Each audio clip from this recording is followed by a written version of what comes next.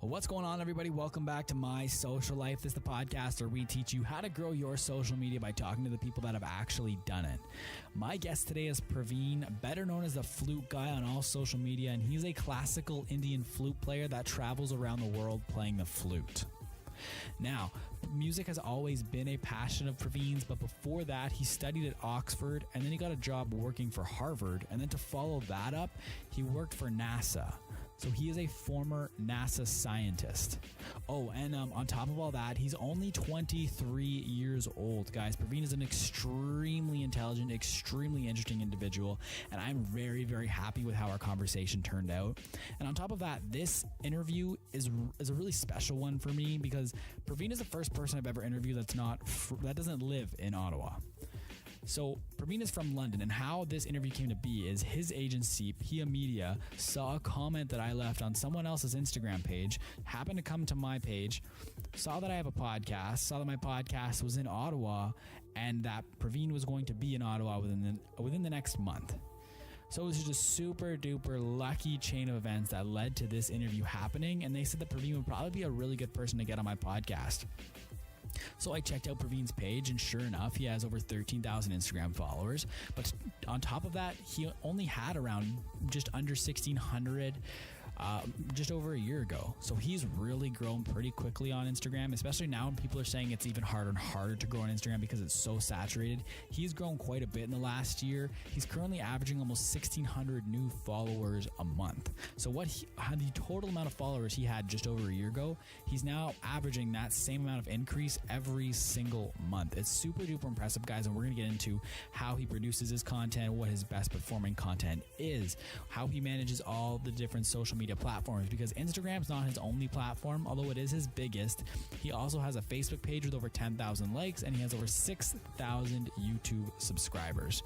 And on top of that, before going solo, he was in a musical group, and they've had videos on YouTube reach over 275,000 views. Every single video that this group he was in put out reached more views than they had subscribers every single time. So we're going to get into how he's grown his different social media pages, how he manages having different social media pages, because he also has a Twitter. So what is his content strategy between all the platforms, because he doesn't want to be posting the same thing everywhere.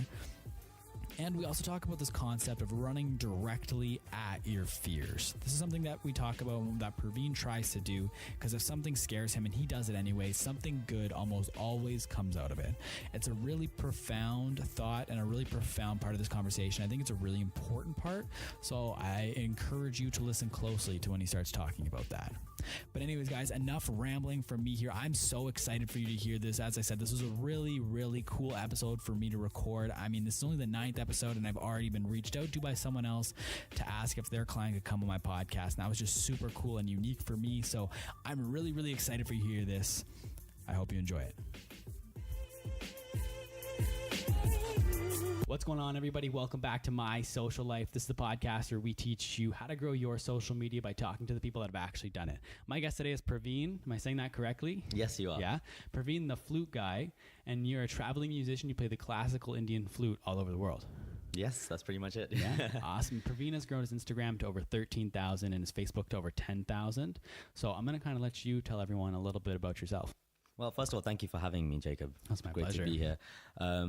So I think you pretty much summed it up. I play the Indian classical flute. I've been doing the social media stuff for just a year. And from that, I've been able to travel around the world, performing and creating content to basically grow even further. And that's what I've been doing. Yeah, that's awesome. So I want to start with the flute.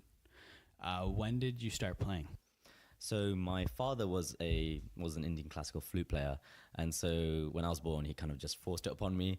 I had no say in the matter, but I grew to love it, and it's now I've been taking it so seriously that like he never kind of expected that to happen, and it's kind of gone to a different level, I guess. Yeah, that's awesome. So since you were 5, you've been playing. Pretty much, yeah. Was there ever any other instruments, or was it always the flute? It was always the flute, but there were other instruments. So I can sing a bit, though not publicly. Okay. And I play the mridangam, which is a South Indian drum. So I have like a bit of percussion knowledge as well. Awesome. So when your dad started to teach you when you were 5, Has he always been your teacher? Has there been other teachers you've also worked with, or how did that work? Yeah, I've been really lucky to have a variety of different teachers. For example, I had a drum teacher and a vocal teacher I still go to for lessons. And then I often went to India, to Chennai in South India, to get some advanced lessons from like advanced flute gurus. Oh, that's awesome. And I think I saw in one of your YouTube videos, you said that you can also kind of play by ear, like you can hear a song and play it on the flute. Is that correct? Yeah, actually, that's the kind of tradition in Indian classical music, is to just be able to listen to music and kind of replicate it. That's how we learn. So we don't actually have notation. Okay. We kind of have to listen and then memorize it ourselves. So that's the kind of main difference between Indian classical and Western classical music. And that's actually helped me a lot, because when I listen to pop songs or when I listen to jazz music or anything like that, I can just listen to the singer and then just kind of play it immediately. So that's really helped me and kind of like branch out into different genres. Yeah. So so mainly like there's no sheet music or anything when you're playing, or? No, generally no. I mean, some people do learn from it, but I try as much as I can not to do it. Yeah. So do you ever run into the instance where you're playing the flute and you play a song one time and you play it another time and it's just a little bit different?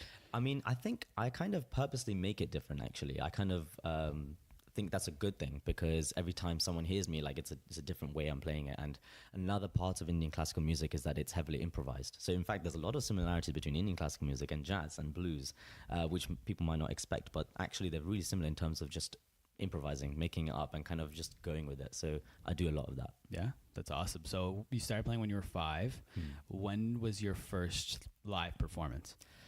My first live performance was like with a group of students, and it was, I think I was like 8.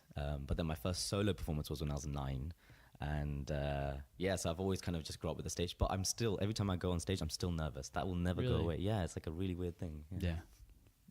So do you remember that first, like when you were 9, can you kind of tell that story? Yeah, sure. So, I mean, at that age, you're kind of used to just playing. You don't really think about the audience, I think. So I think I was less nervous when I was a kid than I am now.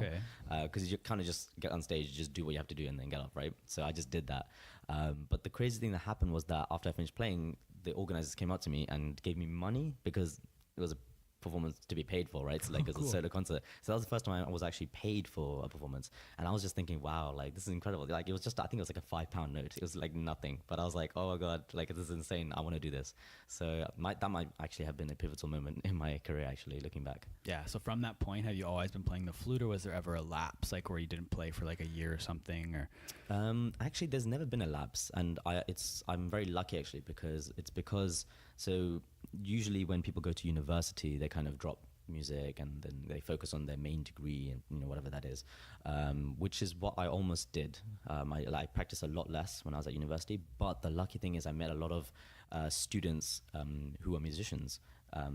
Even though they didn't study a music degree, they loved music, and so we'd make it a point to kind of meet and just jam and practice, and then that actually kept my music up. So I'm very lucky to have met people to help me, to encourage me to continue playing. Yeah, it's crazy. And then, so sorry, from that back to that first performance, has there been any like other notable performances? I know that one's pretty notable because it was the first one you got paid, but is there any other ones like from then till now that really stand out in your mind? Sure. I think when people ask me the most memorable performance, I guess I would say Buckingham Palace, because it's pretty much, I think Buckingham Palace might be the hardest place to kind of perform in, because it's so kind of like when we got inside, we weren't even allowed to take photos of it or anything like that. Like we had to give our phones and stuff. And I was just thinking, wow, like next to the White House, this is pretty much like the biggest deal ever. So, and I performed in front of Prince Charles, and it was such an incredible opportunity. And I was just thinking to myself, I play a wooden stick for a living, and I got into the Buckingham Palace. Like that's an insane feeling. So. And on top of that, I got paid as well to do that, so it's like a bonus, So yeah, that's probably up there. Yeah. So how did that opportunity come about? So I was lucky to so one thing leads to another, So the first thing that happened was that I got in touch with a very famous Qawwali singer, so a singer from Pakistan called Ustad Rahat Fateh Khan. And working with him got me in touch with Naughty Boy, who's a producer, who's worked with Sam Smith and Beyonce. So then I'm sitting in the studio with Naughty Boy, and then he turns to me and he's like, Praveen, do you want to play in Buckingham Palace? And I'm like, what? Yeah. And then, so then I basically did a gig with him on stage. and at Buckingham Palace. So that was insane. So I guess I have 1 degree of separation from Beyonce, which is Hey, that's pretty cool. It's cool, yeah.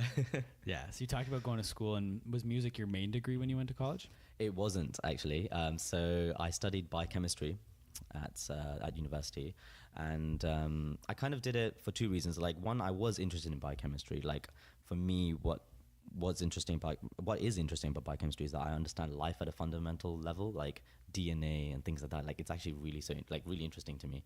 But at the same time, I also wanted to kind of polish my CV, my resume, as much as I can, so that I have something to fall back on in case my music fails. So I always had a plan of doing music full time. Like, that's something I've had since I was like 16, I think.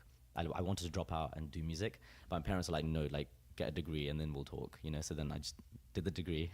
Yeah. And I'd worked really hard on my degree in order to just make sure that no one can say anything to me if I do music full time. And that hasn't stopped. People are saying things, but at least I have a bit of an argument. I can say, hey, I've got this, I've got this degree. So, like, let me try just for a bit. Yeah. So you completed your program entirely, like, yeah. So it's actually a everything? 4-year master's. Like, it was a master's and a bachelor's actually. So, like, I have a master's, I guess. So that's, again, like, just to kind of fend off all the arguments. Yeah. That's awesome. So, and you went to school at Oxford, right? Yes. Yeah? Yeah. So you went kind of from one prestigious school to another, because it was shortly after you graduated that you ended up working at Harvard, correct? Yes. Yeah, Yeah. that's basically the story. Yeah, I went to Harvard. That was quite brief, actually. I think it was like a month and a half at Harvard. But at my time there, it was incredible, because I used the time there actually to do a lot of music work. So I collaborated with musicians, and really made the most out of that experience. Yeah. So what were you doing at Harvard? So I was actually working in a physics lab. Even though I come from a biochemistry degree, like, I was working with physicists, and we're working on microfluidic devices. I would be guessing if I knew what that was. Do you want to kind of explain what that is? Sure. So basically, where technology is going right now, we're able to now kind of separate cells into single cells, and so we can actually understand so if we take a tumor, for example, a cancerous tumor, instead of looking at it holistically, we can actually look at the differences between each individual cell, and so we can understand its heterogeneity, and so that makes it much easier to tackle it, because there are such subtle differences between cells, so that if we remove the tumor completely, there's always some left over, and we can't really understand what's going on, right? So in order to understand the genetic and non-genetic differences between those cells, we need to just sort them into single cells. And so I was just developing the technique for sorting them into single cells. Okay. Wow, that's impressive, man. Thanks. That's awesome. And then so from Harvard, you didn't really, like, there wasn't much of a break, and then you ended up working at NASA? Yeah, basically it was actually through a scholarship from Oxford that I was able to go to NASA. And so I was just extremely lucky to have received that scholarship. And I went to NASA, and that was pretty much it's such a life changing experience, because I not only got to work at probably the most prestigious place I've ever worked at. It was being in California, being in a place where everyone's kind of an entrepreneur, where everyone's kind of trying to hustle and all that kind of stuff. That taught me a lot about what I should do in my music. And so while I was at California, I actually made a lot of music videos and collaborated with a lot of different artists. And it was truly a privilege to kind of do that alongside working at NASA. So that definitely set me up to become like the full-time flute guy, I guess. Yeah. Because at that time I was only partially a flute guy. Yeah, so it's kind of like the most prestigious job you said you've ever had led to you playing the flute, which is really cool. Because I don't think so. You're a NASA scientist then. Sorry? Technically, you're a NASA scientist though then? Former NASA scientist, I guess, yeah. Yeah, so what were you doing when you were at NASA? So I can't talk about it too much That's fair. due to federal laws and things like that, but I can say that I was working mainly in astrobiology. I was working different things, but mainly astrobiology regarding life on other planets. So kind of coming up with new biochemical-based theories as to how and why life could evolve or would evolve on other planets. That's wild. That's crazy. Yeah, that's awesome. It was pretty cool, yeah. And I think I saw you there for like about four months, I think. Yeah. And then so after that is kind of when you decided to go full-time flute. Yes. Yeah. Yeah. It's nothing against NASA, nothing against science. I love it all, but I think there's just something inexplicable about the way I feel about music. It's just, I just love it. It doesn't feel like work. Yeah. And like you said too, with the degree you've got and plus the experience you have with work, you have a very solid foundation to fall back on if you need to. Hopefully, yeah, fingers crossed, yeah. But I mean, right now it doesn't seem like you need to. Oh. So things are going well. Thank you. No Thank worries. you so much. When did you kind of take on the name the Flute Guy? So it must have been July or June. No, it must have been like May 2017. Okay. Was when I created the Instagram. I had an Instagram, like a personal Instagram, but I just changed it to the Flute Guy. And it came about because when I was at university, when my friends introduced me to their friends, they'd just be like, "Oh, this is Praveen, he's the flute guy," as if like they talked about me before and as about like a flute player. So they were like, "Oh, this is the flute guy." So it kind of just came about because my friends call me that. So yeah. Yeah, that's awesome though. And then so that kind of shortly after NASA's when you kind of adopted that name, and it was actually before Okay. NASA and Harvard actually. And so while I was there, I was half the flute guy, half working at NASA and Harvard and things like that. And then after finishing those, I was just like, you know what, let's just carry on with this flute guy, make it a full-time thing. But at that time I did have a Facebook page and an Instagram page, and they were kind of like, they were there. Like, Yeah. I was kind of regularly kind of posting, I guess, every few days. Yeah. so how recently was it from now until when you left NASA? Like, was that recent? So I left NASA, it must have been, so I was still working for them after I went back to the UK, because I was still submitting work for them and documents and things like that. So that maybe stopped in February Okay. of this year, actually. So yeah, I guess, yeah. Yeah. So it's still quite recent, I guess. Yeah. And then something I kind of want to go back a couple of years is something you started, the Fusion Project. Yes. Was that something you started with all those people you were kind of jamming with in school? Yes, exactly. Yeah. So we all met at university. It started with just jamming in our bedrooms, and then it became fully fledged concerts that we organized with tickets. So we made money off that. So that was pretty insane. Yeah. Yeah. But like these days, we aren't able to make as much music as we have been before because we're not at university. So we're just all spread out, all around London, and like, so I think one of us is from India, so like they're always there and things like that. So it's kind of hard to meet up and make music. So that's the unfortunate. So like, it's actually much harder to maintain a band than it is to be a soloist, actually. Yeah. So were you kind of the founder behind the Fusion Project? Like, you kind of were the one that got it all together? So it was myself and another co-founder. We both kind of, he was a guitarist, and we just kind of met up, and it just started with us two jamming. And then I was like, hey, I've got some friends who'd be really interested in joining this. And he was like, yeah, I've got some friends who might be interested in joining. And so we brought our friends together, and then we became a band, I guess. Yeah. And you had social media handles for that We as did. well. Yeah. So I learned a lot about social media from working in the band. So were you running those social media channels? I actually wasn't, but I kind of observed, I guess, and saw what was working, Yeah. and I thought, okay, you know what? Yeah, this is pretty cool. And I think I saw the account had somewhere around 6,000 YouTube subscribers, but you have a bunch of videos with like 275,000 views. Like, it's pretty crazy. Yeah. It's insane. We were lucky because, like, yeah, we just posted it, and like, I think bloggers kind of from India were like resharing it and stuff. So that really, I think, helped with the growth of my band. Yeah. So would there be any tips you would have for like any reason other than like them sharing it that really helped it get picked up? Like, how did they even find it? Did you guys use specific tags or anything when you're posting the video? Was it the thumbnail, the cat, like the video title? That's a good question. I personally believe that it really is the content itself. Like, I think we put a lot of effort into making the videos look good. Like professionally shot and things like that. We made sure that the Western musicians, were dressed in the Western way, and the Indian musicians were dressed in an Indian way, and so we can show the fusion visually. And also we spent a lot of time on the music. We spent a lot of time making sure that there were Indian moments and there were English moments, so that it could be just appealing to as many people as possible, you know? So I think for us, yeah, we definitely spent a lot of time on the content. Yeah.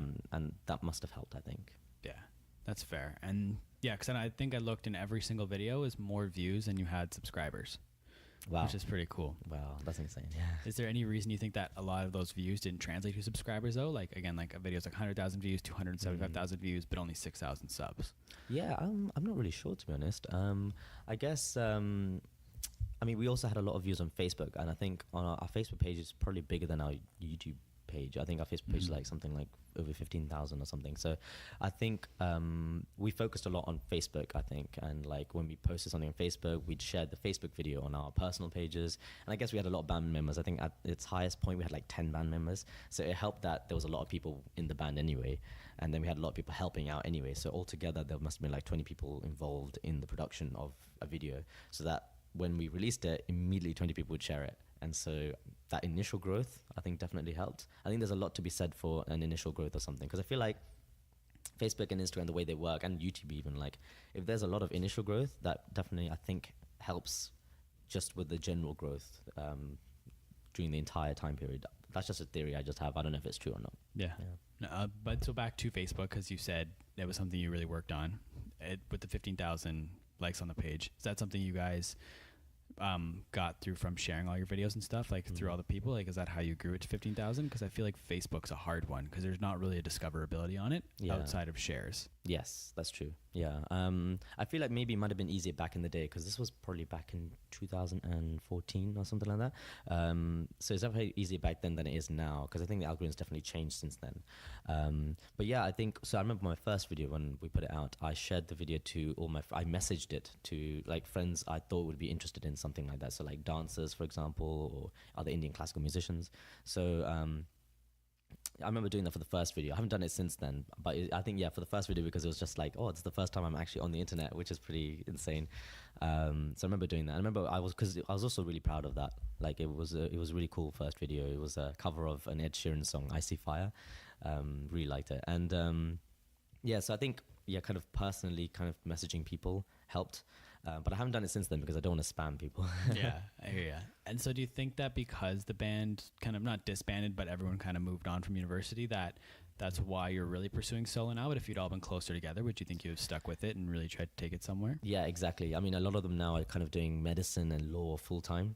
So they've got like full-time jobs. So it's actually, I reach out to them and it's hard for them. They can only do weekends and that's when I'm performing. So like for me, it's like Monday morning would be the best time to work with me. But that's exactly when they go to work, you know. So like it's really hard to kind of navigate through that. So when I do collaborate, it tends to be with people who can take a day off or something. So for example, next week I'm going to Toronto, and I'm working with these Indian string instrument players, and they're taking the day off to collaborate with me. So that's pretty awesome. I'm actually really grateful for something like that. But people who can do that, or just by coincidence, I'm able to collaborate with someone just at the right time, you know. So sometimes you kind of just have to let the universe dictate when you can collaborate, I guess. Yeah. So the Fusion project, for all intents and purposes, pretty much done, you think? I wouldn't say done. Like done. I think like there will definitely be a chance to collaborate again. I definitely believe that. But when, I don't know. Mm-hmm. Yeah. I hear you. So with going solo now, you talk about always performing on the weekends. You travel quite a bit. Yeah. Correct. So like where has the flute taken you basically? Sure. Yeah, it's taken me to the craziest places. I never thought I'd be busking in New York Times Square. That's something I never considered doing. So I've done that. I've also been to, I guess, yeah, I mean, like parts of Canada. Like it was insane. Like I made a video. I saw a pirate ship in Montreal, and I just thought, you know what, I'm gonna play Pirates of the Caribbean in front of it. So I did that. And this morning actually was just shared by Classic FM, the radio station. Okay. So that was insane. So I never thought I'd be doing that in Montreal, you know. So that was cool. But yeah, I've been lucky to perform in like Norway, and France, Italy, things like that. So it's like taking me to just crazy parts of Europe and the States. I performed in Indiana State in the US. That's something like I never would have even thought about doing. So a place called Muncie, it's like a little town in Indiana. Yeah, it's pretty insane. Like, and they've never heard of the Indian classical flute over there. Never even thought about it. So it works both ways. Like they're learning something completely new, and so am I. Yeah, and it's amazing. Yeah, that's awesome. So when you're traveling, do you usually get the opportunity to kind of travel, or is it pretty much strictly business when you're on the road? Most of the time, it is strictly business. It is hard to kind of travel. But when I do get out, I try to make the most of it. And so when I travel, I actually tend to not sleep much. Like I get up really early in order to kind of travel as much as I can, see the place, soak it all in, and then perform, and then sleep late. And then, yeah, you know, I just sacrifice sleep as much as I can when I'm traveling because I'm on the road. So actually traveling helps me hustle, I guess, more than when I'm at home because I just don't feel like I'm like in that mode and stuff like. So I'm forced to do as many things as I can when I'm on the road. Yeah. So kind of outside of the flute though, when you're traveling, is there any places that like really stood out to you from like a travel perspective? Well, I spent a weekend in New York. I've only been there for 3 days. So that was pretty awesome. I didn't do much aside from just busking in Times Square. So actually everything I did there was touristy. So I went to as many places as I can, like Empire State, MoMA, and all these things. Like it was amazing. So yeah, that's probably the most touristy I've been, and absolutely love New York. But the next time I go to New York, I actually want to do the music scene there. Like there's a lot of amazing jazz music and things like that that's happening there. So I really want to soak myself in that next time if I ever get an opportunity to go back. Yeah, that's awesome. I think it's cool though that you've ascended to a point where you're performing in Buckingham Palace, but you're still able to go to New York and do like street busking. Yeah, I think that's really cool. It's cool. Yeah, because I know like some musicians probably like once they hit a certain point, like they would never think to busk again, right? Yeah. So I just think it's cool that that's something that you're still. Yeah, I mean, like I hope I never change that mindset. You know, like I want to be like 80 and like still busk in New York. You know, and just kind of just do it because I think at the end of the day, I do it for the music. You know, like I just like playing. So even if no one's listening to me, that's fine. Like I'll just play. Yeah. So yeah. That's awesome. Well, that's good. I think it's important to love what you're doing and not just do it to try and get a certain level of fame or a certain level of money. Yeah, it really is. So that's awesome. So I kind of want to transition to Instagram now. Sure. I like to do the first half kind of about you, kind of give people context so they know who you are. Your Instagram, so you said you had it always like just kind of as a personal Instagram for a while. And then 2017, I think you made the switch to the Flute Guy. Yes, I did, yeah. And I think I looked, you went from something like 1,600-ish followers, 1,500 followers to where you are now, 13,000 in a little over a year. Yes. So what kind of worked, like how did you do that? Because that's a pretty impressive thing, because I feel like a lot of people are getting to the point where it's like it's so hard to grow now, like you almost can't. Yeah. It's so saturated. How did you do that? Did you do a lot of hashtag work? Did you do, some people buy followers, like I don't judge, maybe that's what you did, maybe it's follow and follow. Like how did you grow your Instagram page? Sure. I must give a lot of credit to Pia Media, who helped manage my account for a long time and still help me with my account. And so basically, I don't know how it grew, I guess. So I think consistency, like I always posted. I actually don't post every day. I post every 2 or 3 days. Okay. Because I'm kind of aware that I don't want to spam too much. But whenever I do post, I do want to make it the best kind of quality post as I can. And as a musician, I know I need to make a video at least every week. So I kind of use the hashtag Music Monday. So every Monday I post a music video on Instagram. And that helps me, it forces me to kind of create as much as I can every week. So it gets me into that kind of mindset. And then once for a few months, I actually used another hashtag, Takadimi Tuesdays. And Takadimi is basically like a rhythmic kind of sound that we use in Indian classical music. So that was the kind of point of Takadimi Tuesday, was to kind of incorporate Indian rhythms and make some kind of short video that's cool, I guess. So for a long time, I was doing Music Mondays and Takadimi Tuesdays, and 2 videos a week is really, really, really hard. Like I can't even stress how hard it is. Like it's insane, because you have to, not only do you have to execute on the video and actually produce it really well, like you need to be correct. You can't make any mistakes and things like that, right?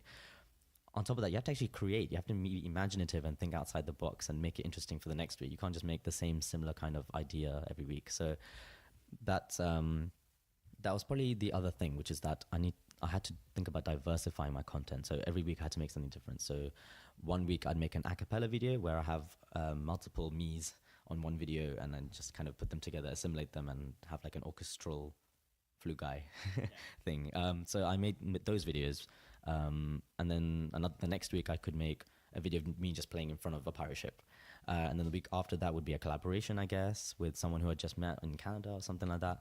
And so as much as I can, I try to change it up so that I'm not always making an a cappella video. I'm not always making a video of me just playing the flute in front of something, you know? So and it's mainly because I'm bored of myself. Like I would be bored of myself if I saw like 3 of my a cappella videos at the same time, you know? So for me, I just think about how I want to make it interesting for myself. So yeah, every week I just try to make it as interesting as possible with my videos. And then with my photos, what I did was I looked at Instagrammers who are huge, and they just seem to always have HD, high quality pictures of themselves from photo shoots. And they would like very rarely have like a selfie on their phone or something like that, you know? So then I thought to myself, okay, I guess I need to kind of take really good photos, and I don't know how to do that. So what I did was I contacted photographers. The first person I reached out to was my cousin, and I talked to him. I was like, hey man, do you want to just take some photos of me? And he took some brilliant photos. And then when I went to the US, I met a fantastic dancer in Boston who also did photos. And so she took photos of me, and I was awful. I was absolutely awful, like kind of looking at the camera and posing and all these kind of things. But I was afraid of doing it too, because I'm not a model or anything like that, you know, so I never thought about doing that. And there was many personal reasons why I didn't want to do it. But the more I did it, the more comfortable I became in front of the camera. In fact, that's the same with my like putting music online, you know, like I was very, very kind of self-aware and like unsure of myself, insecure about putting a video of myself playing. because it's just so hard. But now after like, I don't know, the 1,000th video, I'm now comfortable with putting that online. So I think what I've always kind of done is just run towards my fear. Like whatever I'm afraid of doing on my Instagram or YouTube or whatever, I know that's the next thing I need to do. So now I've collaborated with many photographers around the world, and like every week I just post multiple photos of from their photo shoots, and I think that's helped make my work look a bit more legit, I guess, for someone who's just visiting my page. So I guess quality of content, consistency, and diversity of content has really helped with me. Yeah, I want to kind of go back to the running headfirst at your fears. I feel like a lot of people don't do that. So where did that kind of come within you to start doing that? That's a really, really good question. Why did I do that? I guess, I mean, I think I've always, whenever I tried something new, I realized that good things came out of it. And whenever I did something new, I was always afraid of it. Like when I started my band, I was like, I don't even know what I'm doing right now. Like this is, because I'm a classical musician. And so that was the first time I did fusion music. And I was like, at that time I was a purist. I was like, I'm only going to do classical music. But then when I started doing fusion, something I was afraid of, good things started to happen. And I was like, okay, you know what? Like maybe when I try new things happen and good things happen. So then I think I got into that mindset where I was just like, okay, you know what, let's just try doing new things as much as I can. So even now I'm thinking about what new thing I can do next, you know? So one thing I'm thinking about is maybe acting, you know, going to the next step, you know? So I don't know, like there's like a lot of different things that are going on. So yeah, you know, just always trying to keep it as interesting as possible while still retaining the kind of core essence of me playing the flute. Like that's literally all I do. So while maintaining that, just trying on the periphery to do as many new things as I can. Mm-hmm. And so with organizing the photo shoots or with working with the photographers, you said you've worked with a ton of different ones now. I know you gave a couple examples, like one was your cousin and one was someone you met.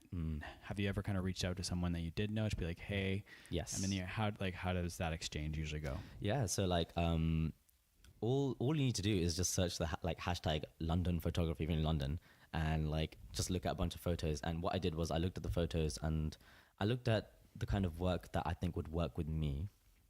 And then I just messaged them and I was like, hey, like, I'd love to collaborate with you. I play the flute. Hoping it's something different in terms of your content. So I'm lucky that like I play the Indian flute, which is a bit weird. So I have that weirdness to offer, especially to artists who want to kind of experiment and things like that. So I guess my photographers are quite experimental. They do something different. So yeah, I just looked out for those photographers. And I did that for a really long time and reached out to like tons of photographers. And yeah, and then that's how it happened, I guess. So I guess I'd advise people not to just reach out to one photographer, message them 100 times, and then get like no response. Like I'd recommend to reach out to many and expect nothing, and then just be grateful if you get one response. So that's kind of what I did, basically. What's your first kind of message look like? Just to kind of give people an example, like. Yeah, sure. Okay. So my message is kind of like, hi, my name is Praveen. Oops, sorry. No worries. Hi, my name is Praveen. I play the Indian flute. I really love your work. And I might give an example, like especially this one. I love the way you've done this. Would you like to collaborate sometime?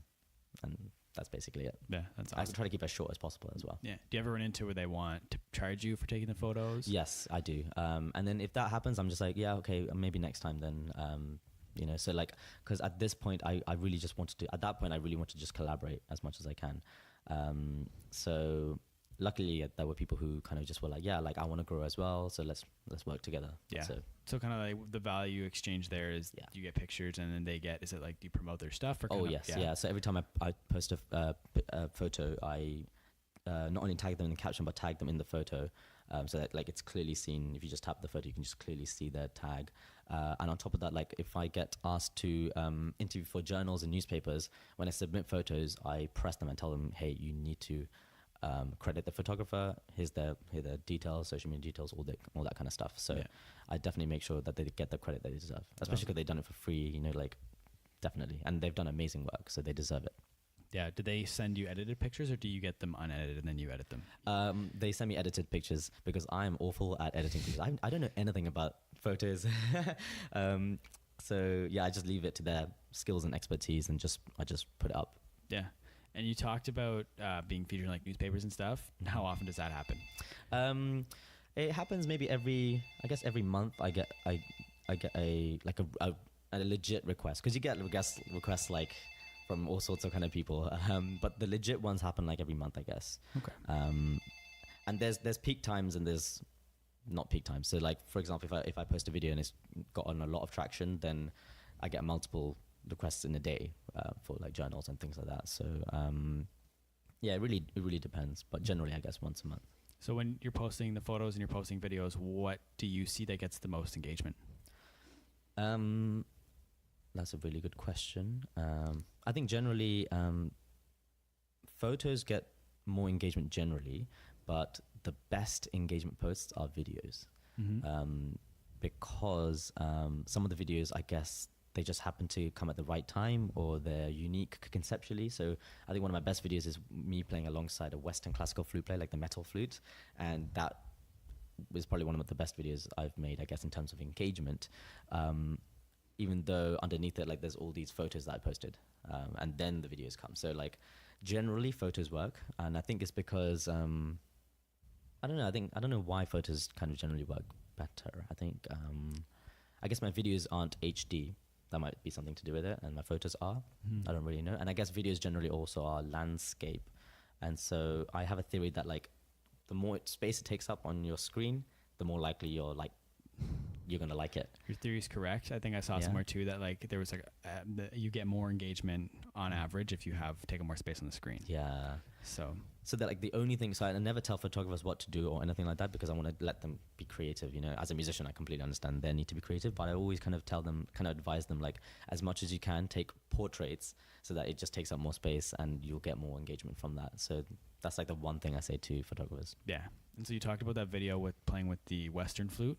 Is there any other pieces of content that stick out that really kind of like popped and you got a lot of engagement, a lot of followers? Well, I actually don't know, so I'm going to look at my phone right now totally. and actually just give you an actual answer. Maybe I should have been doing this whole time. So there's a way you can go on Instagram and just check kind of your content in order. Okay, so engagement. So like generally, as you can see, there's just videos, and I guess my most engagement is actually one of my most recent videos, which is the one where I'm playing from the pirate ship. Yeah. And I guess, and then the second video is a video of me playing a version of Despacito on the Indian flute, and that's actually the biggest video of me on YouTube. So I guess that would explain the engagement on thing. And I guess Despacito is an amazing song, so I was just lucky to play an amazing song. And then another video is just me just playing the flute by myself on top of a track, and I just improvised on it. But I guess the way I improvised was maybe interesting, and visually it's just really simple. It's just me playing the flute. So I think visual simplicity is really important, and I think, again, what you play is really important. But on top of that, like in terms of the photos, the biggest engagement come from, so this is just a picture of me holding a flute. But it's a beautiful picture by a photographer from Toronto, Jay Baskey. And yeah, I guess it's just the simplicity of that photo, I guess, helps. And it's just beautifully shot and edited. So I think, yeah, all those factors, like, it has to be good quality, I think, and simple, like easy to access. Are any of those, just out of curiosity, any of those top ones your Music Mondays or your, I think? Yeah, so my top one is a Music Monday. Okay. And I think that was a Monday when I posted that Despacito. This was also Music Monday. So yeah, actually, yeah, all of these are kind of Music Mondays, I guess. And then once you get to like the 8th one, that's a Duck Academy Tuesday. Yeah. Video content I think helps. Yeah, that's awesome. And do you think that those hashtags helped at all, or was it just like a coincidence that Monday works? I think so. What I tend to see is that people make the same kind of content, and so they use the same kind of hashtags. And I think that's why people hit a glass ceiling, because they rule that hashtag, absolutely do amazing on the hashtag, but then to get further, I think you need to diversify your hashtags. And to diversify your hashtags, you need to diversify your content. And so for example, the Pirates video, when I put that out, I used the hashtag Hans Zimmer, hashtag Pirates of the Caribbean, hashtag Pirates, like things like that, So by diversifying your content, automatically you're diversifying your hashtags. And that doesn't take any skill. It's just like common sense, right? It's just like you're playing from a pirate ship, therefore hashtag ship, so like things like that. So if one diversifies their content, I think that helps with growth. Yeah. So do you think then with on the other side of that, having a niche is important because it's kind of within your niche, like diversify within that niche, or diversify wholly, like completely outside of your niche? That's a good question. I think generally to have a niche is really important. So to be a big fish in a small pond is much better than being a small fish in a big pond. So I try as much as I can not to go mainstream. So like I get a lot of requests to do Bollywood songs, to do Tamil cinema songs, like just Bollywood basically. And I get this all the time, every single day, multiple messages a day. And I've never ever put a piece of content about Bollywood. And I think that's actually helped me because it's kind of forced you to think about how I can access new audiences, because the world is much bigger than Bollywood. Even though I love Bollywood, I just kind of want to be, I kind of want to stand out from that. And in order to do that, I need to kind of make a video about, so here's a video of me playing Ainaudi, who's an amazing Western classical composer living right now. And so that's something that I know no one's done before. So I thought, hey, let's just try it. So in terms of the niche, I guess, yes, what I'm doing is niche, but I'm trying to apply it to as many different things as possible and making it nicher, I guess. Mm-hmm. But then at the same time more accessible, because Ainaudi is pretty mainstream, I guess, in Western classical music. So to do that, and Mozart, I guess, has enabled me to put this niche into different mainstream audiences. So this is different to the pop mainstream audience, so Medium Despacito. And this is different to me putting a Game of Thrones video. I haven't done one yet, but I want to. Which is great for people who like film music or like scores and things like that. So I think there's just a lot of opportunity to put yourself in different places, put yourself in different shoes. Yeah, I think that's really smart, because I think a lot of people think if they're in a niche, they're so boxed in, but you're kind of showing a way and demonstrating that you can stay within your niche, but still kind of expand and push yourself creatively. Yeah. So I think that's really cool. Thank you. No worries, man. Another thing, so back to that glass ceiling, and on the other side of growing, is there anything that you tried to do that you see just didn't grow? I know it might be hard, because I think I saw that you're averaging almost 1,600 new followers a month, according to Social Blade.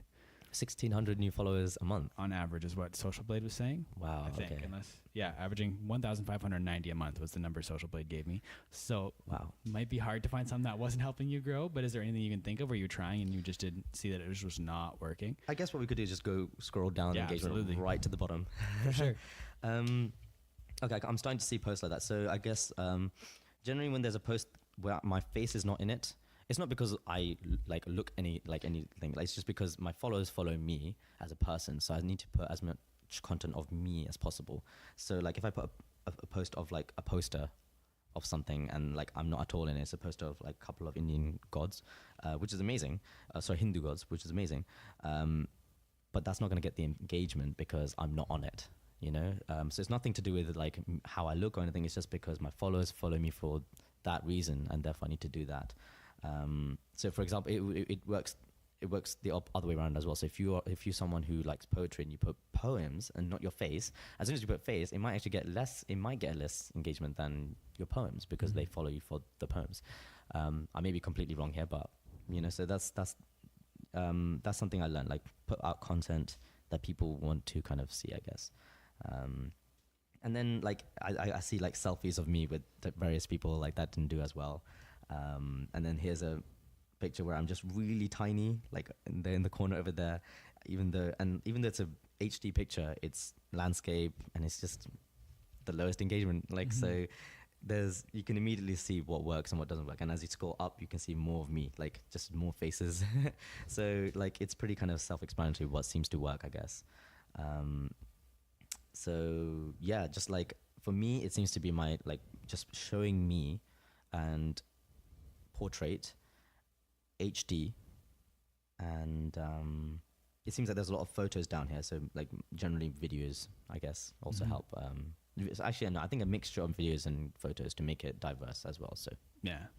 So how did you build that connection with your audience? Because clearly they're resonating with you as an individual as well as your music. But if they're engaging when it's a picture of you, it just kind of points to you having a good connection to your audience. Yeah. So I love my followers because I'm nothing without them. I am nothing. Like I don't take any of this for granted. So every time anyone comments, I try my best to reply to the comment, thank them for their words, because it's insane that they've taken time out of their day to comment on like some stranger's post. That's insane to me, and that will always be insane to me.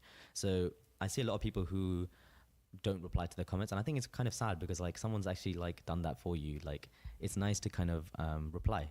So I make sure I like every comment as much as I can and say thank you for your kind words.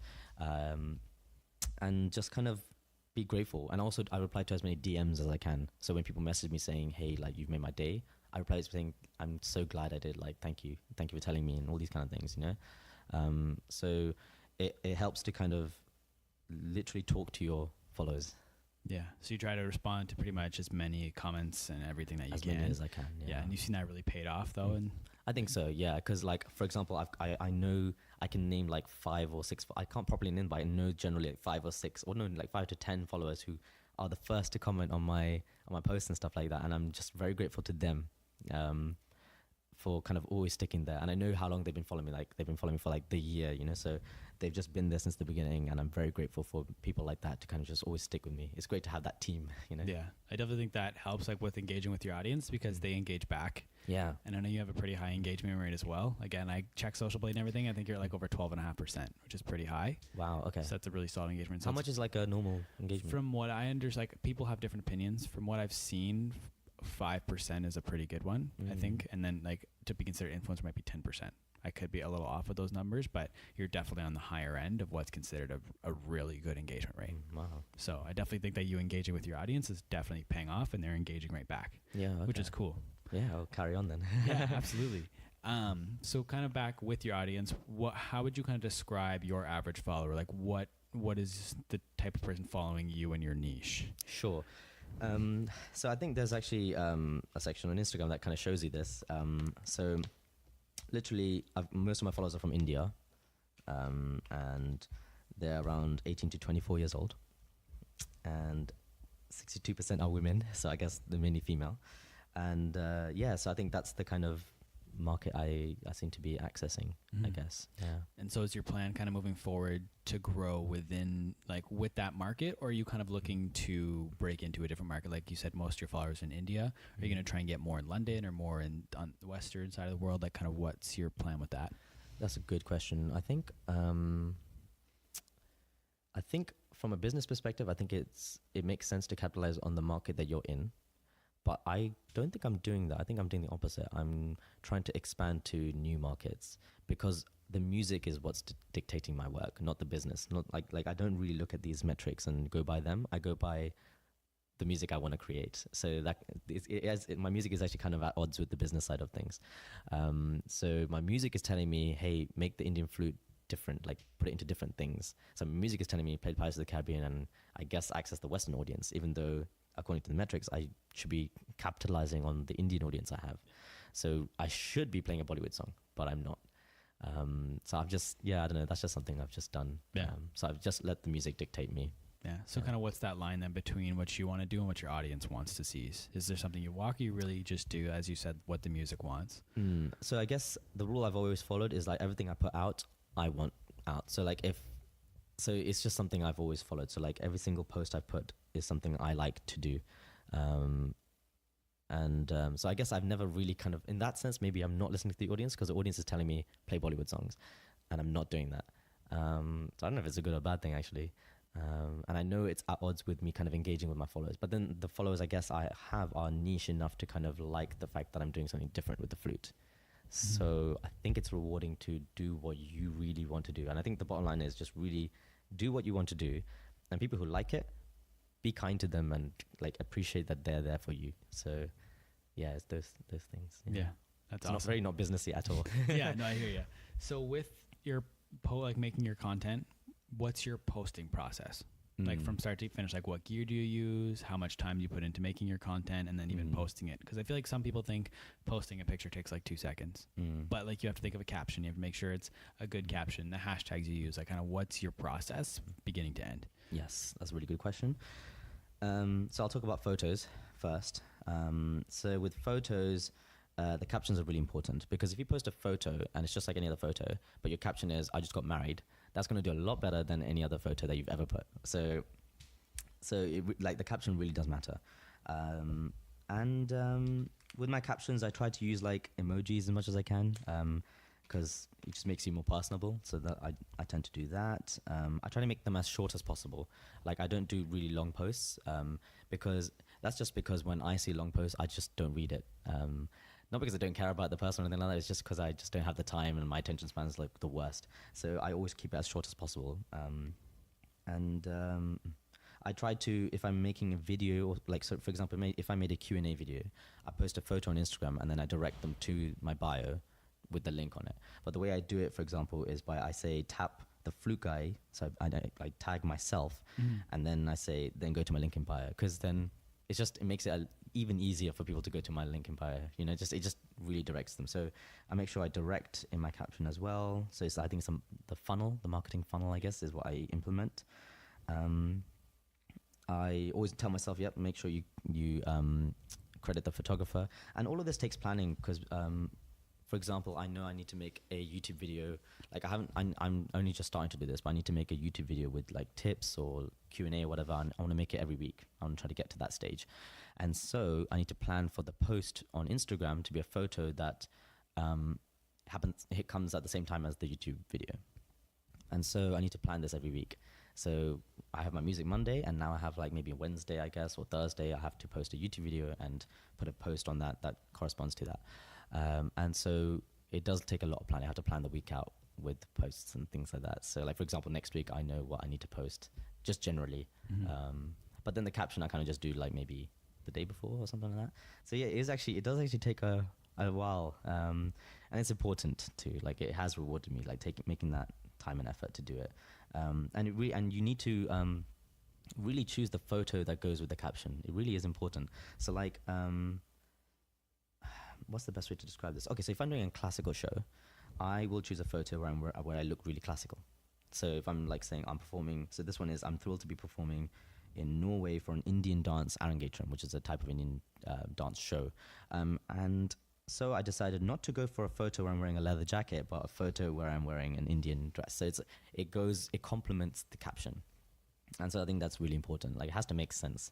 So I can't just choose any random photo. I need to really pick and choose the photographer's photo and capitalize on their amazing work, do justice to their work. Yeah. So do you kind of have like a catalog of photos that you have banked up that you can use whenever you need them? Yeah, I must have like hundreds of photos now. But I'm still always looking to collaborate with new photographers and the same photographers in different use different concepts and ideas and things like that. But yeah, I must have hundreds of photos now, just logged, ready to post. So that's what I do for photos. And for videos, it really varies how and what I choose to make. When I'm in London, I have a lot more time. So I make a cappella videos because they take a lot of time. So the a cappella videos are the ones where there's multiple me's in square boxes playing together. So they take a lot of time and planning. And so I do them in London when I have a bit more time to do that. And when I'm out and about and traveling, I make really basic videos of me playing in front of a pirate ship in Montreal. So when I'm traveling, I actually now I've started to make use of the fact that I'm in a different country. So like, for example, in Canada, like what I'd like to do maybe is just go in front of, I don't know, like maybe a flag and just play the national anthem on the Indian flute just in front of the flag, just really capitalize on the traveling aspect. And then the latest video I made was with an Indian guru who I've grown up with, and he's been an amazing mentor to me. And so when we were performing for a show, we were hired for a show, I was just like, hey, I turned to him, I was like, hey, can we just make a video? And just capitalize on the opportunity I had with him, and we made a small Takadumi Tuesday video. But back in the day, I used to put more of an effort to making music videos for YouTube, and then I just put them onto Instagram. But I find because people are spending more time on Instagram, I've now spent more time making content for Instagram than for YouTube. And so back in the day, I used to make videos like the Despacito cover, which worked amazingly on YouTube. I mean, it was great on Instagram, but it just took a lot of time because I have to really get the audio done and the video done.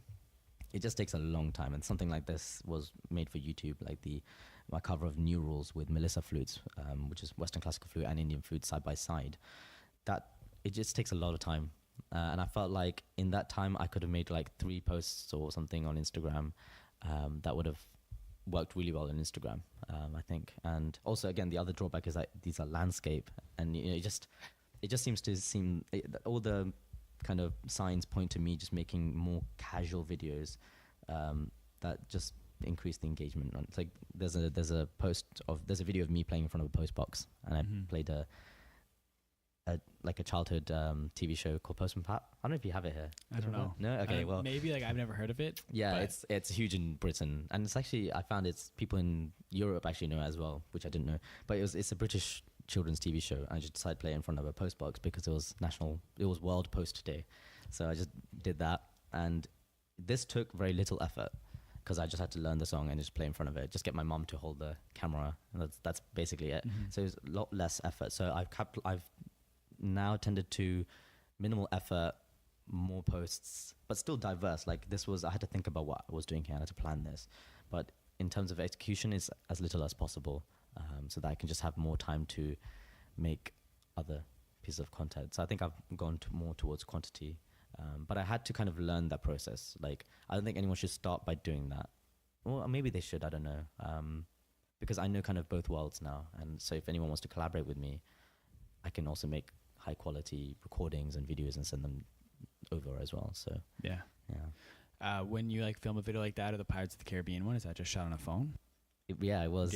Yeah. I mean, when people commented, they were like, it just looks really professional. And I was just like, yeah, no, I mean, I think she just held the camera really, really well.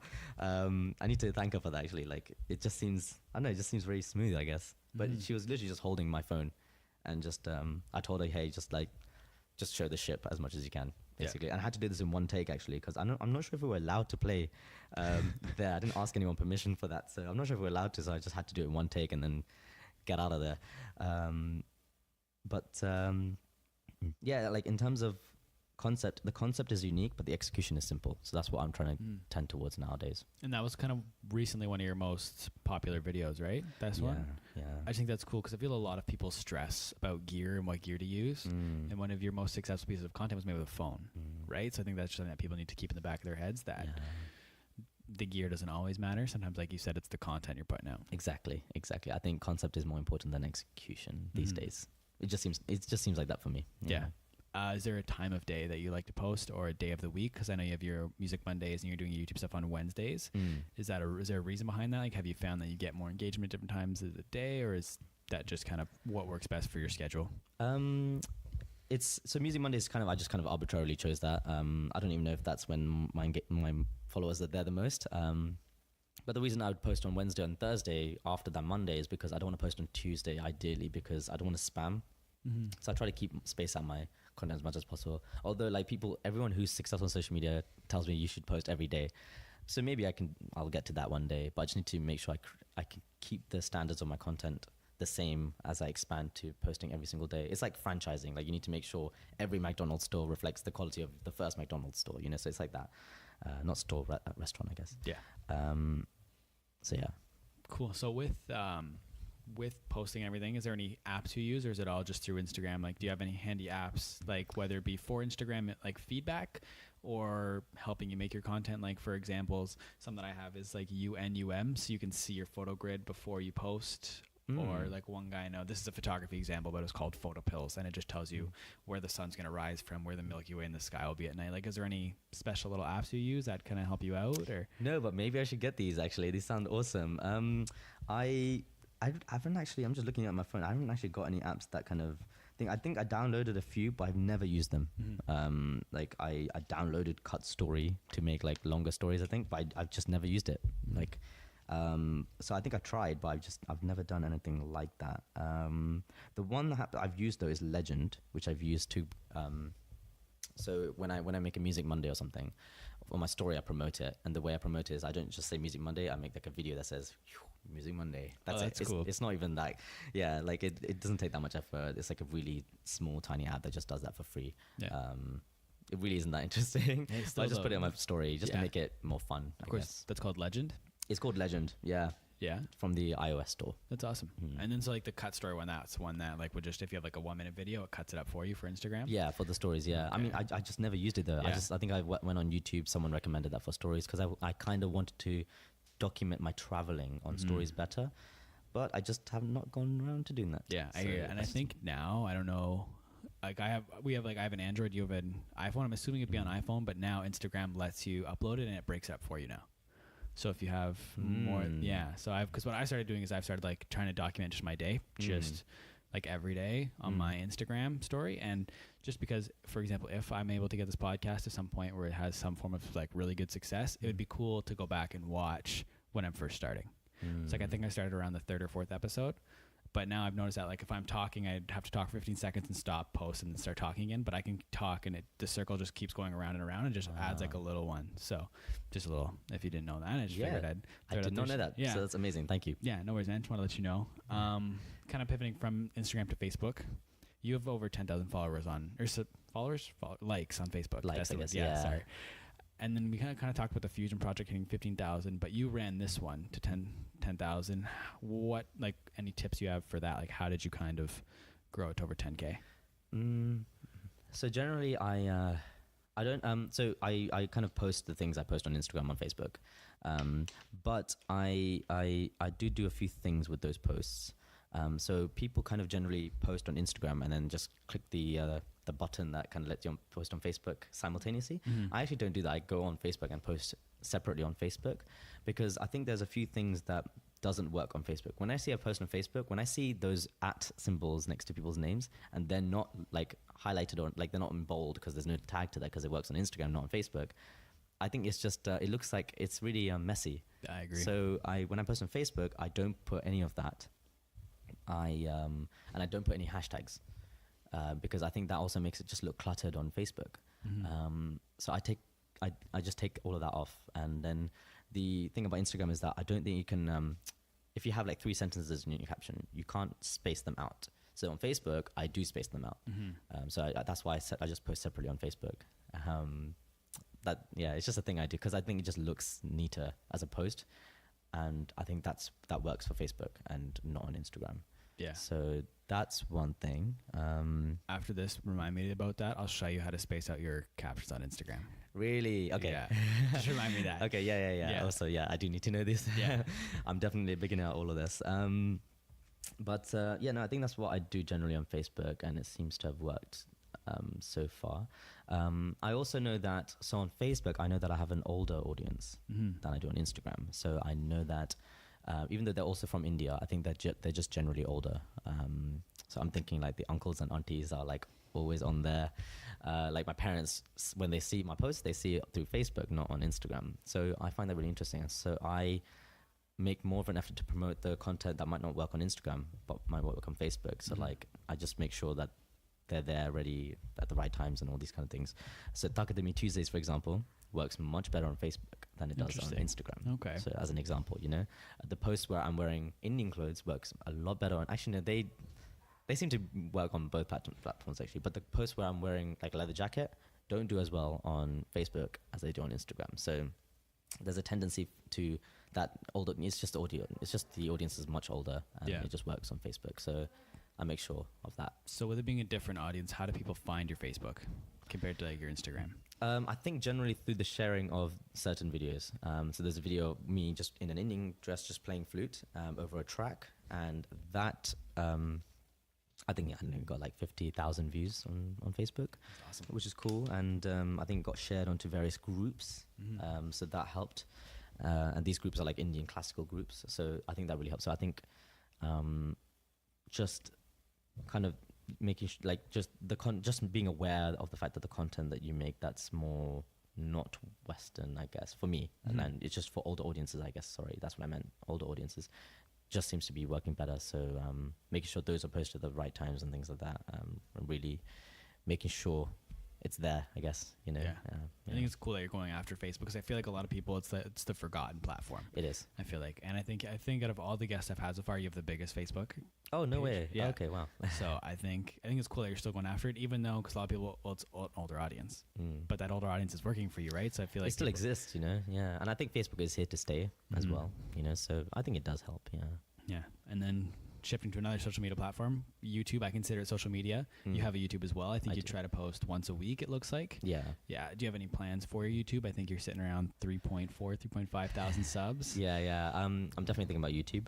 I think what I'm going to stop doing, because what I've done is put my Instagram videos on YouTube, and I think I'm going to stop doing that. I think I'm just going to leave them on Instagram and Facebook, and on YouTube, just use it as a platform to kind of talk about my music, talk about my traveling, talk about the things I do, and maybe give any tips I might have. Not really tips, but just things I do that people might want to do themselves. So just try to put that kind of content on YouTube is what I'm thinking about now. That's where my kind of mind is. So putting that every week. And so I'm putting a video a week on Facebook and Instagram and a video a week on YouTube that's different to those videos. And yeah, just making sure the content is appropriate to each platform is what I'm trying to do. Because I know every time I put an Instagram video on YouTube, I know it's not going to do as well. I don't know why I do it, actually. I think because people like it, I guess, but I know it's not going to do as well. So I think I might stop doing that and just really respect the platform that it's going on. Yeah. Yeah. With YouTube, what gear do you have? Like a camera you use, or are you using a phone? Yeah, no, I'm using it. So I've got a DSLR Canon camera that my dad had, and he never uses it. So I was like, I'm just going to use it myself. So I just put it there, and just whatever it is, just talk for 10 minutes, and then put it on iMovie, edit it, and then just chuck it on YouTube. Yeah. And so you try to do one a week? I'm trying to do one a week. Yeah, it's easier said than done. Trying to get into that as much as I can. Yeah. Any plans to do any vlogging or anything when you're traveling? Or I've been thinking about it, but I guess maybe I should. I mean, because I'm afraid of kind of just walking around with a camera in front of me. But as I said earlier, I need to run towards my fear, so maybe I need to get like comfortable doing that. I hear you. Yeah. So I need to purchase a camera actually that does that, because my Canon is like heavy, so I need to purchase like one of those small ones. And I think I've seen it on YouTube, like they just kind of lift that thing. I think I know you're talking about. It's about this big, and the camera pops out from the yeah, so you can see yourself. I think it's the Sony RX100. Yeah. There's okay, I'll write this down afterwards. Yeah. So I think I might need to get that, and I don't even know what I'd vlog though. Like, maybe I should just document. You know what? I should just document, and then just go forward from there. Yeah. Yeah. So what kind of led? Why do you say document? Where did that kind of come from? I think because it just seems to be the easier thing to do. I think documenting is just a lot easier to do than kind of thinking. I think what people tend to do is that they overthink things. Like I'm overthinking right now about like what vlogging is right now, and I just need to tell myself, if you just document just sounds easier. It's like it's more passive. It's more, you don't need to use your brain. Whereas creating content sounds scarier. So I just tell myself documenting or just recording what you're doing it just sounds like more digestible, more accessible, easier to do, less scary. Yeah. When it comes to documenting, is there ever plans to record your shows and put them out, or when you perform? That's a good question. Yeah, you know what? That would be appropriate. So yeah, while I'm traveling, like, just hand it over to someone and be like, hey, can you just record me for like 10 seconds, I guess, and I'll just edit that into the thing. The other thing I'm afraid of doing is just like spending a lot of time editing these videos and things like that. But I guess, I don't know, like, I think the more I do it, the quicker it'll become. I just need to do it, shouldn't I? Yeah, I'm learning a lot from this. That's good. I'm glad. That's awesome. And then the other, Twitter. Yes. You have a Twitter. I have like 250. Yeah, really basic. I only just started I think last month I decided, you know what, maybe I should just tweet some stuff. Yeah. So I'm only just starting to get to grips with that. And I think my aim with Twitter is to kind of really engage with my followers. Like, I like talking to them. So I think Twitter is a great place to kind of build that community and just discuss things, you know. So hopefully that's where my Twitter goes. Yeah. That's fair. And so with you post on all 4 social media platforms. What's your, I know we've talked about it quite a bit, but like, what's your kind of content strategy for breaking up content? Because you don't want to just post the same video, Facebook, Instagram, YouTube, Twitter. So kind of where is that line with what can you post on all of the platforms? Is there something you only post in some places, some stuff that only belongs on Facebook? Like, kind of where do you land on that? Okay, so I guess, using Twitter as an example, like if I tweet something, just like words, I'm not gonna post it on Facebook. I'm not gonna post it anywhere, to be honest. It just doesn't work. I mean, Instagram you can't, I guess. So, but what I could do, which I've actually just done for the first time today, is just screenshot that tweet and just put it on my Instagram story. So that's something I've just started to do literally before you came. I was actually saying I'm gonna get an interview today. So that's awesome. So, I think that's something I could do. With regard to other content, I think even on Twitter, photos seem to work because photos are eye-catching. So every time I post a photo onto Instagram, I tweet it too.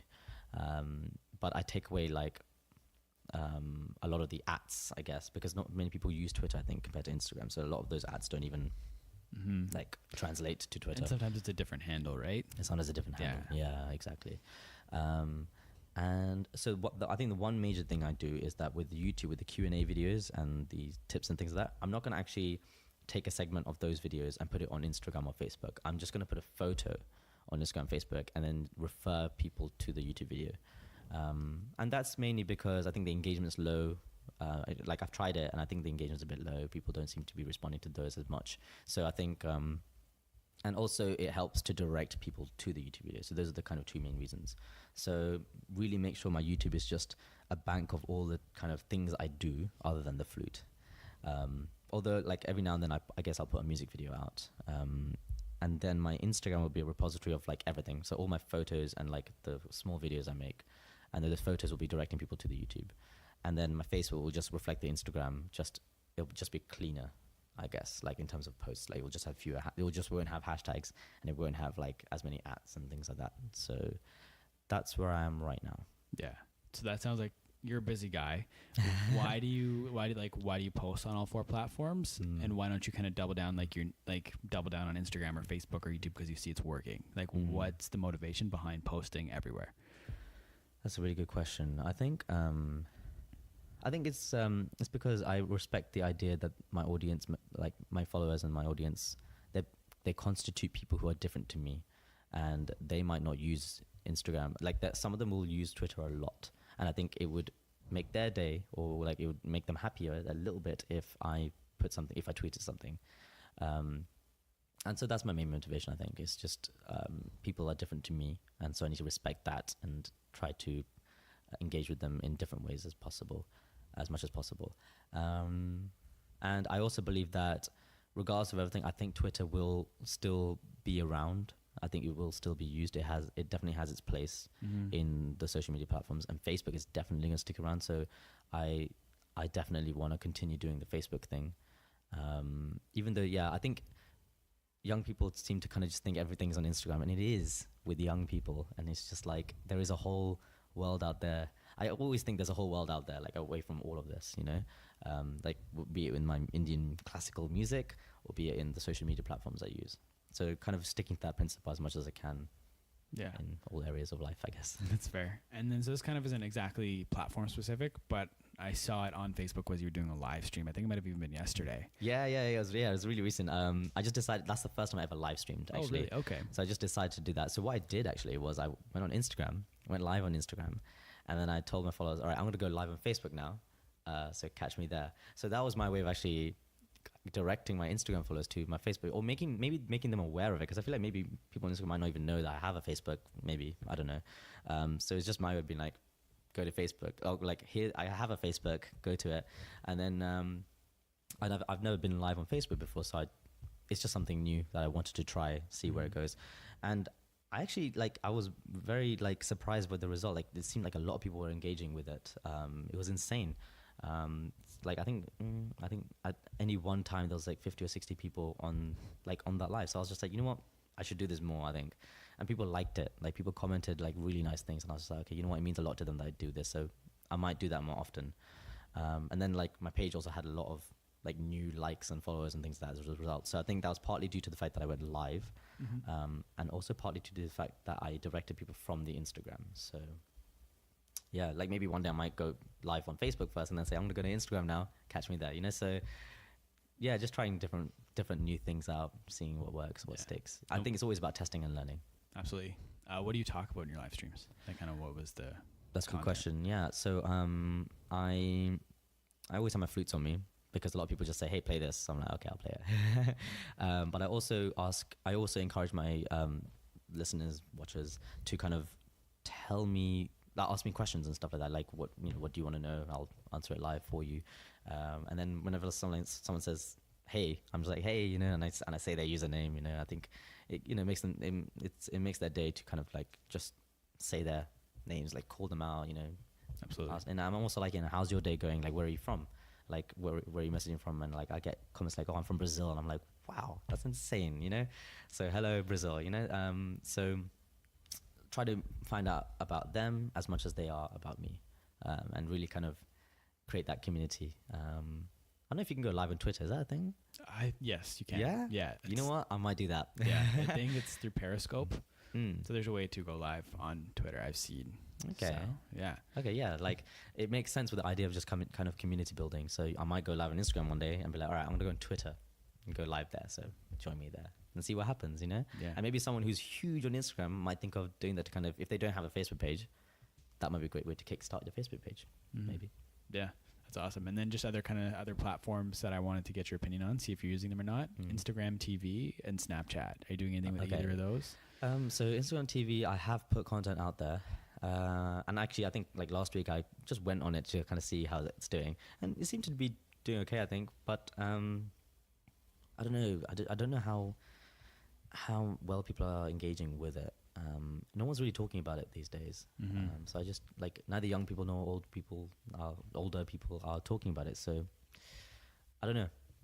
I guess I need to ask people like, are you using IGTV and see what's going on with that? I don't know. Yeah, I think whenever I get the chance, I'll just post on IGTV. But I haven't done that in a while. That's fair. And then for Snapchat, I have never done anything on Snapchat, but maybe I should. Because like when I talk to really, really young or like people, like they are like, yeah, they just use Snapchat all the time. So it might be something worth doing. Because I think the way it works is that I can just whatever I put on my Instagram story, I can just put it on my Snapchat, right? So I guess that's just not that much effort, right? So I could do that. I could. And I also have I guess like there's a thing where like apparently it's a rule where like whatever's not like kind of exploding right now is where you should capitalize and like grow your market on. And then when it does, you're like there. So maybe I should go to Snapchat. Yeah. Does it ever get to be too much? We've talked about like so many different platforms and you're performing and you're traveling. Does it ever get to be a lot where you're kind of like, whoa? Yeah. I mean, yeah, sometimes it gets overwhelming like with posts and stuff like that because I have to perform and things like that. So like if I'm on stage and I'm like, oh, like maybe like it's Monday, crap, I need to put my music Monday, like I've kind of, once you kind of devoted yourself to that cause, it's hard to kind of maintain because you do have also that, like you also have your life, like I love spending time with my family, so that I need to kind of respect as well. And I love spending time with my friends. I need to respect that as well. So like I'm never on my phone when I'm with my friends, nor do I want to be. So I kind of want to. Sorry, the phone was ringing. What was the question again? Okay. Does it ever get to be too much? Yeah. So I guess it does. It can. But I guess I have to also remember, like, it's not the end of the world. Like, if I miss a music Monday, it's not the end of the world. Like the world moves on. Like, it's fine. So if I don't do posts for a month, that's fine. Like, it's cool. Like, so don't ever let it get too stressful. I'm never gonna let it get to me as much as I can. What do you hope people take away from your content and your music? I hope that I hope they experience like any one of a range of emotions, which is like, for example, surprise, like, oh, I never thought this could be done. So I want people to feel that sometimes, and sometimes if it's something like soulful, I want people to, like, I guess how you respond to any music, I'd love for them to respond like that, like, oh, like that moved me, or something like that, like that. Those emotional responses matter a lot to me. And that's been the case since before I did the whole social media thing. It's just music. So I hope for those things. And then I guess with like replying to comments, like people say, oh, you've made my day after saying, if I just message saying thank you on a DM, so that makes my day, when they say something like that. So I think in that sense, like not only is kindness like I know, it's just kindness is just nice. It's just nice to be nice. So I just try to do that as well. Yeah. With being known as the Flute Guy and things growing, are you okay being known as the Flute Guy, or do you want to end up one day being known as Praveen? That's a good question. I think I want to stick to the Flute Guy as much as I can for now. And because I also have this kind of little kind of, because I don't put Praveen as a public name as much. So when people do say Praveen, I'm like, wow, like you really like done your research and you found out what my name is. That's pretty cool. So that's also like this little kind of like game I play. But yeah, generally I think I want to keep the Flute Guy as the Flute Guy because it just seems to be the most accessible way to kind of understand what I do. and in terms of the casual nature of what I do as well. So I think that's the guy part, and then me playing the flute is the flute. So I want to keep it like that, I think. Yeah. So what's next? What's next? What is next is so like in terms of practical stuff, I guess like really focusing on YouTube and making those different kinds of videos, and that might progress to vlogging and things like that. And like I was talking to the kids who live in this house, and they were like, "Why don't you try like challenges and things like that?" And I was like, "Okay, never thought about that. You know, maybe." So basically, just kind of doing the things I fear in that respect. With music, I think that's also going in its own direction. My music is kind of taking me to different genres, and I love it. I can't wait to like collaborate with like a blues musician one day, you know, and just make a really casual video outside of like busking in New York at a subway, you know, that'd be really cool. So my music has that kind of direction where I'm just trying different genres. I guess with my photo shoots, like my photo shoots are like also, you know, a big part of the content I make and stuff. And so that's actually people have been contacting me regarding like going into like films and things like that from India. And I was initially uncertain, but I feel like maybe one day I might give it a go and see what happens. And just, you know, just give it a try and just test and learn and experience new things. So everything seems to be going in those kind of directions right now. Yeah. What, sorry, I lost my train of thought there. That's okay. Major goals that you're striving for. What is some big, like, is there like that one thing you're really chasing, or are you just kind of going with the flow and taking it one step at a time?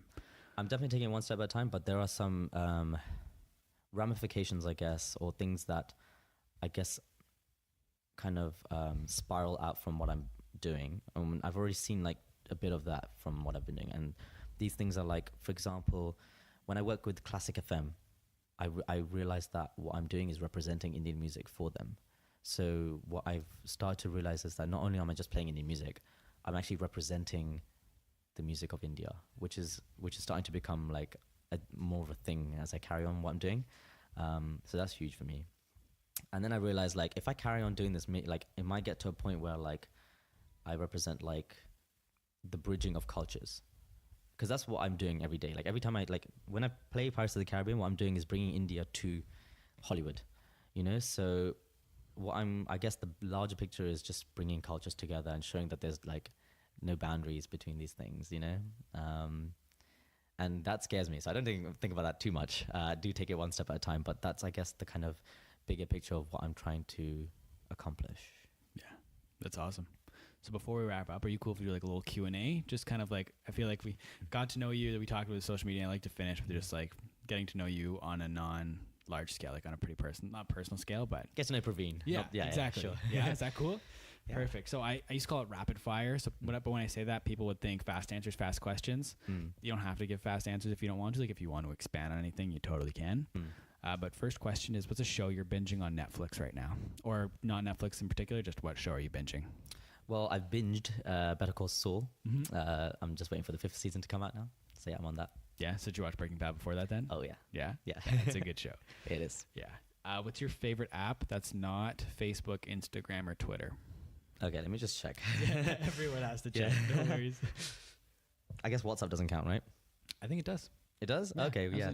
Another app that I do use is, let me just check if this is correct. So I've got a piano app. Oh, cool. And it comes in really handy. It's really simple, but like, seriously, it's like the most useful thing I've ever downloaded as a musician. Yeah. I'm ashamed that I hadn't had it sooner. Yeah, that's awesome. Who are some of your favorite people that you follow on Instagram? All right, let's do this. Yeah, of course. So I follow some amazing photographers and dancers and musicians.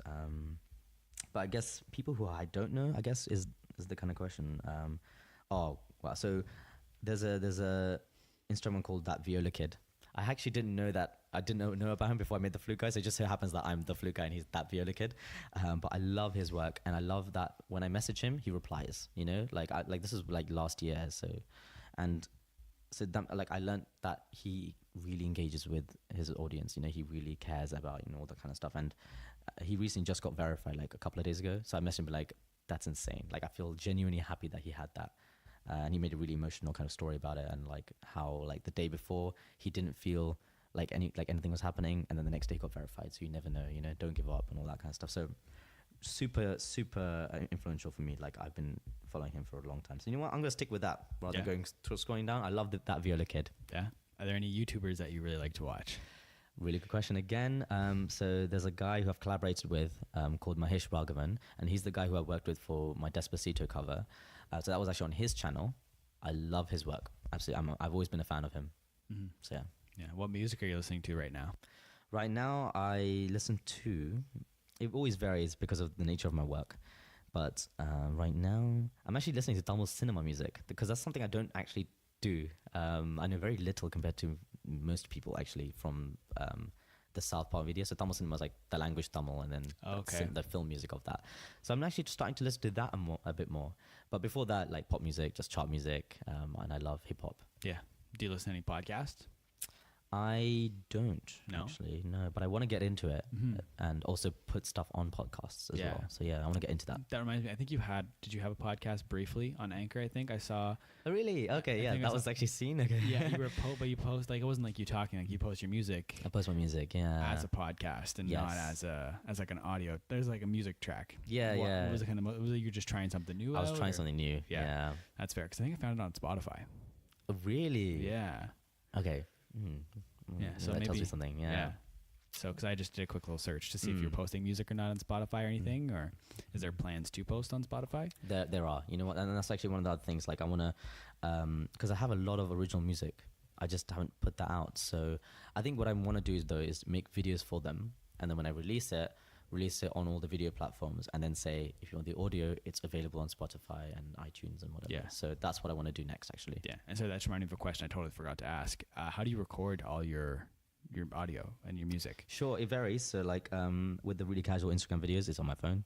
But for my music videos that go on YouTube and things like that, like the proper ones, I guess, that's recorded with the audio gear that I have. That's just a Rode mic and like a Scarlett thingy, and then just my Mac, and then I just use like Logic, and I just chuck some Flute in, and like it's really, really casual, really basic, because I know that people aren't they're not too meticulous, because I've seen other musicians like really spend time on the audio quality, which is great, but I think at this stage people don't really tune into like, oh, the reverb's not great there, or like the delay's not there. People are not going to say that. So like I just think, so even though I use good equipment, like I use it like really just in a basic way. I'm not proud of it either. That's fair. Cool. Sorry, back to the Q&A. I just got sidetracked there. Books you'd recommend, or like your favorite books? Right now I'm reading The God of Small Things by Arundhati Roy. It's about these like children growing up in Kerala, which is part of South India. Yeah, that's what I'm reading right now. It's really cool. That's fair. So this is probably the first time I get to ask the question this way. Usually it's about Ottawa, because the podcast is based, but what's your like favorite restaurant in London, or like that hidden gem? Oh, really good question. It's hard to say because I love like KFC. Yeah. But I guess what would I recommend to people? Do I have to say London? Doesn't have to be. If there's a restaurant somewhere else in the Anywhere world. else? Okay, absolutely. okay. That's nice. Okay, so basically, in Toronto, I love Jack Astor's. I think it's really unique. Like, and the range of food that you get there is amazing. So am I going to stick to that? Jack Astor's? Yeah, I'm going to stick to that. That's awesome. Sorry, next question is, do you have any consistent morning and night routines? Something to start your day or something to end your day? Really no. And that's because I'm a musician, and like because of traveling and all that kind of stuff, it really messes everything up. But I try as much as I can to. Thing is, I stay up late in the night, so I actually wake up quite late generally. But I stay up in the night because that's when I'm really creative, and I just I plan life and things like that during the night. So yeah, so generally just staying up late. Yeah. 3 items on your bucket list. Okay.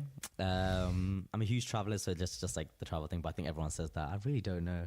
I don't know. I want to go skydiving. Yeah. That's something I want to do. I guess like just going somewhere really, really, really remote. Like Alaska's been on my mind like for a long time, but also somewhere like the hot version of Alaska. So I think that's like somewhere in the Amazon rainforest or something. But really be careful, because I've heard some horror stories. But what's another thing? And before I retire, or when I retire, I want to paint. Oh, cool. How come when you retire, not before? Yeah, I think it's just something that I think it's just solitary and quiet, and I think that will probably be the biggest thing I'm capable of doing, like as an 80-year-old. So that's, yeah, and it's just something I've always liked seeing. So I went, like, my university, like every now and then some guy just comes and just sketches like the college I'm at. Yeah. And it's just really nice. I really liked seeing that, and I'd love to do that. Yeah, that's awesome. So you're going to dinner. You can take 3 people. They can be dead or alive. Who would you take to dinner? Amazing. Okay. So there's a composer who's from Indian classical music who lived at the same time as Mozart. Okay. And I've just always been curious about him because he's the Mozart of our music. So him. And on top of that, Linus Pauling. Okay. Because he's the only guy to have won 2 Nobel Prizes for different categories. So he won the science one and the physics one. Mm-hmm. So I find that really interesting. So not physics, science one and peace. Okay. And I find that really interesting because in my mindset, I love to, I'd rather think of myself as a multi-potentialite, not someone who just does music. Like I am a scientist as well. Yeah. So like I want to kind of not box myself as one thing. So like the Flute Guy, I don't think will last forever. I think that after some point I'll be like, I want to try a new career. So I think he's really influential. Like he's really influential on my life. So Linus Pauling. Yeah. And I guess maybe, so that's in terms of like what I want to, and then I guess Steve Jobs. Yeah. Maybe. Yeah. Okay. Why Steve Jobs? Because he believed in something when like everything else was against him. Mm-hmm. In many scenarios. Like, he didn't have a house for a long time, before he made Apple. He went to the Hare Krishna temple for the only good meal he could get for that week. Like he struggled then. And then when he was kicked out by everyone from Apple, he made Pixar, or he contributed to Pixar. So like, I just think that someone like that really kind of believes in what he's doing and just works really hard to just for the sake of that thing, not for himself. Yeah, it's awesome. We got 3 questions left. The third last one is, what's the best advice you've ever gotten? And from who, if you can remember? Okay. So there's a brilliant tabla player. So he's an Indian classical drum player called Zakir Hussain. I can't believe I'm going to say this. All right. So yeah, there's called Zakir Hussain. He's like a legend. And for me, he's a legend because what he's done is take the tabla and put it in different genres and make it accessible to the world. So like he's always been a role model for me. And I try to do what I'm doing is basically try to do what he's doing in the 21st century, because he did it back in the 60s. When I met him as a 10-year-old boy with my friend, we went up to him and I was like, "Hi, sir, like, can you give us some advice about what to do in music?" He just turned to me and said like, "Don't listen to other people's shit." And our response was like, "Oh, he's what?" Yeah. But now I'm just like, I am so glad he said that. And whenever anything's going right or wrong, I think about what he said. Yeah. So was there like anything like why that stuck with you all these years later? I think it's just the bluntness. Like at that time I was like, no guru would ever swear or do anything bad. So that was a huge wake up call, because he was like considered the best of the best. Yeah. Like he's up there. So for him to say that like really changed my perspective in a single moment. Mm-hmm. And what he's saying it is true. I think that it helps that it's true. Yeah. So that's why it stuck. Yeah. Yeah. What's something about you people would not expect? I guess I'm picky about food. I'm really picky about food. Like, as much as I travel and try new things, I don't like seafood. I really, really don't like seafood, and I don't like cheese, and I don't like eggs. It's I'm ashamed to say it. Yeah. So like I like everything else though. So I guess it's something. But yeah, I'm quite a picky eater. Last question is, what's one thing that everybody should know? Doesn't have to be about you. If it can be about you if you want it to be, but just something that everybody needs to know. Okay. Okay. So recently I've been talking to like various different kinds of people who are listening to other people and doing what they say. I really believe that you should just do what you want to do, and don't ever do something because someone else has told you to do it. I'm talking after school, after university, really. Like, just don't do what people say, because like a lot of our decisions are that. Like, if you really think about it, like almost 100% of our decisions are, it's because someone else says. So you really think about what other people think. So don't think about what other people think. Mm-hmm. Yeah, that's awesome. thank you, man. I just want to give you the floor. Where can the people find you? Where should they follow you on social media? Sure. Plug everything. So I guess if you search the Flute Guy on Google, Twitter, Facebook, Instagram, YouTube, I've got platforms there. I guess on Spotify as well. And I'll definitely, I'll be on there regularly. So yeah. Awesome. Thank you once again, man. And thank you everybody for listening to this episode. Make sure you go follow Praveen, the Flute Guy, again, everywhere and anywhere. Just search the Flute Guy. You'll find him, guys. He puts out some awesome content. I highly recommend you check him out. And if you want to follow the podcast, you can on Instagram at @mysocialpod. And if you want to follow me, you definitely can on Instagram and Twitter at the Jacob Kelly. Thank you once again for listening, everyone. We'll talk soon. Thank you, Jacob.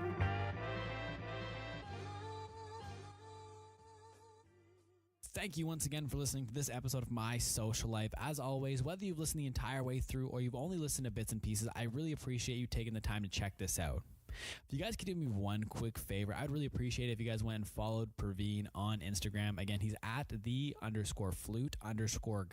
If you just search up the Flute Guy, he'll pop up, guys. And you can also find him on YouTube, Twitter, and Facebook under the Flute Guy as well. And if you really enjoyed this episode, please consider leaving us a rating and a review. The more positive ratings and reviews we get, the more that the podcast platforms are going to promote the podcast and recommend it to other people. So that just means more people are going to see the podcast and listen to the podcast, and it's going to help it grow and grow this community that we're developing here. Also, if you want to follow me, you totally can. You can find me on Instagram and Twitter at the Jacob Kelly. And if you want to follow My Social Life on Instagram, you totally can. It is @mysocialpod. And speaking of My Social Pod, guys, if you're listening to this, take a quick screenshot, post it to your Instagram story, tag @mysocialpod, and I will share it to our Instagram story. Thank you once again for listening to this episode of My Social Life. We'll talk soon.